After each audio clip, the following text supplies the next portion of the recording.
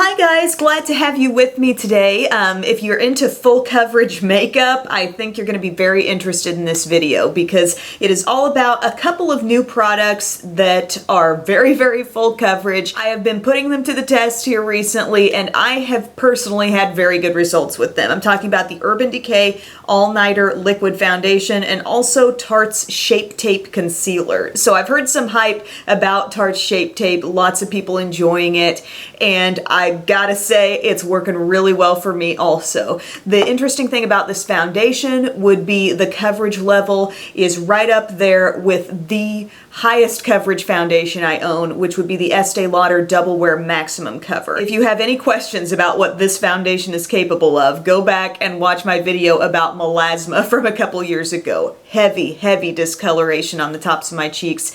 This product and this product alone could cover that up. Now for the first time I've found something that actually is on par with that coverage-wise, a little bit different consistency-wise and a few other differences, but overall I'm getting a very similar effect. So basically in this video I'm going to take you through a little tutorial of just my face routine with these products and just some accompanying products that I put on with it. After that I'll just kind of give you my overall review, and it truly is a review. I have been wearing these products for days now and I've definitely been assessing the staying power every day. And I'll talk about the staying power of this particular look so you'll also have some examples to go on, but these have really already proven themselves to me as far as I'm concerned. Alrighty, just taking you through the application real quick, and I have already applied my moisturizer. Today I used my Kiehl's Ultra Facial Moisturizer SPF 30. It really does pack a punch. It's definitely a nourishing moisturizer, and I have on this NARS Skin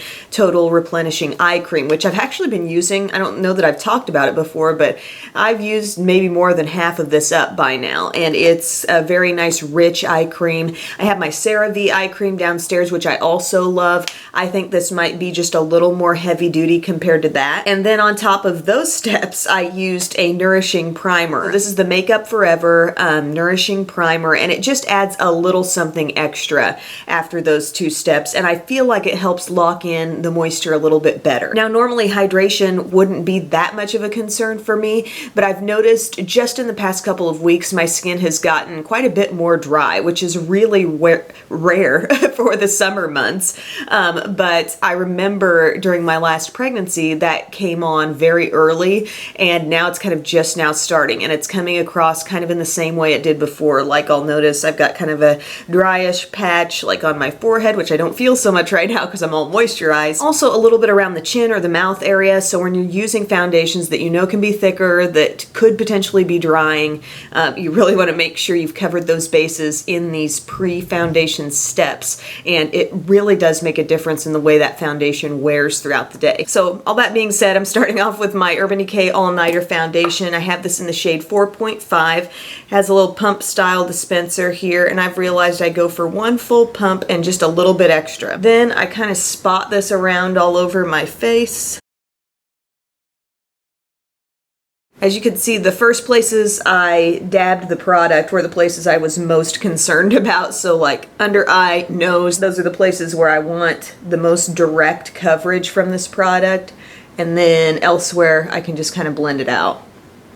And the sponge I'm using, I believe the brand is called Swissco, and I got this from Ulta. It came with like a little mini flat top brush. Really liking the sponge. It's an excellent quality beauty blender type sponge, although it's shaped like that. But aside from the sponge, I have applied this foundation with dense brushes, and that works nicely too. But I do find that it has some thickness to it, you know? It's a very full coverage foundation, as you can see. Like I was really covering some stuff up here. I had some little melasma type things peeking through a little bit there up on the tops of my cheeks, and the coverage is just amazing. Truly the only foundation I've tried that is right on par coverage-wise with the Estee Lauder Double Wear Maximum Cover. Not just regular Double Wear, but something I would not have been able to get away with the Maximum Cover is waiting that long to blend my forehead with that product sitting on there, because that would have already set with the Estee Lauder. And with this, I really do surprisingly have time to get all around my face, even after just kind of spotting it around like I do. Now, I wasn't taking like all day to get that blended out or anything. I imagine it would eventually become more difficult to blend out, but I have no problem just at a normal pace blending out all over the skin. And I feel like it's two different consistencies. This to me feels like kind of traditional cream foundation that's not too thick, not too thin. It actually feels maybe a little bit more consistency-wise like regular double wear to me, whereas the Maximum Cover had sort of this slip across the skin, like you didn't need to use too much product because it just like glided across. And then it would set real quick, but I mean, just in terms of getting it across the skin, it just seemed to have a little different feel. But this is feeling a little bit more like a standard thick-ish foundation, and the coverage is just flawless. I'm looking at my under eye area and I'm thinking, wow, there's only one other product that can do that kind of work on me, and that would be the Estee Lauder Double Wear Maximum Coverage. Shade-wise, I feel like this is absolutely dead on perfect. Would not change a thing. I don't know if you noticed, like looking at my skin before I started, I had a little more depth or the look of more of a tan across my chest and shoulders than I did on my face, and so I feel like things are matching up better now. But here's what I'm going to do. I'm going to bring in an under eye concealer, even though I don't think I need it that much. I could still use a little brightness here, and so what I've been putting on top of that is this Tarte Shape Tape. I ordered it in the shade Light Medium. So you take this wand out, and it's a pretty big wand. I mean, I don't know if we're quite to buckfoot applicator status, but we're bigger than a doe foot. And this thing has a decent amount of product just as you take it out, loaded onto that little scoop. So I just kind of got a little bit of that off of there, because I've realized while the temptation will be there to just stripe this product on real thick on each under eye, it doesn't require that much product. So you can pace yourself a little bit. I like to get it in my little cavern right there, make sure that area is covered, and then I just kind of really lightly just dot some on up to this area. And I go just beyond the eye because it's going to be a little bit brighter than the foundation shade. And I go down the nose with it. I go a little bit on the upper lip. And then I just begin my blending with that same little sponge I was using, and just kind of start thinning the product out a bit. But I've used this, you know, not on top of such a heavy duty foundation, and I was like, wow, the coverage is really nice and just very hardcore. And this light medium shade, as you can see, with 4.5 and the foundation being just the perfect all over shade, this is the kind of concealer that is up a notch for brightness. And then I've got some stuff I couldn't quite get to around the eye with that one sponge. So this is the Sigma, that 3D HD precision brush. And I'm just using that to get right here. Hit that little crease that comes under the eye, and you can preemptively pick up some product that might go there. Not that I find this to be bad about like really settling in the creases, but any product that you put there can potentially do it. So there that is, all blended out. Nice thing about the Shape Tape is that if you prefer a lighter all over foundation, but you know, like, okay, I've still got this major problem area that I need to tend to, there is so much coverage in this product, and it wears really, really nicely up on the under eye area. And the funny thing is, it's like my skin said, okay, I'm gonna give these products a challenge. I'm gonna be drier than usual and see if they can work, and they still work. So I've been setting the under eye a little bit, and I don't know that this would be essential because this product already, you know, it does not have a particularly dewy feel to it. It's just barely got the teeniest bit of tackiness there. So I could probably go on and be fine, but I have been setting it. I've set it with the RCMA No Color powder, works great. I've set it with the Airspun powder, works great. Haven't felt the need to full out bake this stuff, you know, like really lay it on thick, but I'm just talking a light little dabbing under the eye, and those have both been really good. I've kept such a close eye on them throughout the entire day. So today I thought I would try a different option that I sometimes like on the under eye, and it's the NYC Smooth Skin Loose Powder in Translucent. So I'm just getting a little bit on my brush. I'm gonna take that on the under eye. We're going full coverage here. I'm not holding back, okay? And as I had done with the others, I wasn't simply using it on the under eye. I was also kind of going over my T-zone, just in case, you know, something happens there, something decides to get oily, you never know. And then I'm just going to pop on my Wet n Wild contour palette use the deeper shade. This is in the shade Caramel Toffee. And just bump up the cheekbone a bit. And I'm not being super precise here. I'm just using my e.l.f. complexion brush. And we'll take a little bit of that around my hairline also. And then for blush, I'm bringing in MAC's Mineralized Blush in Warm Soul. Look at that beautiful little just, I'm not even trying type glow there. I love that. And then for a little highlight, I'm going to go with my Physicians Formula Vegas Strip, kind of focus in on the top part of it. Then just to finish off the face makeup, I'm using this Hard Candy Sheer Envy Hydrating Primer Mist. 12-hour power, it says.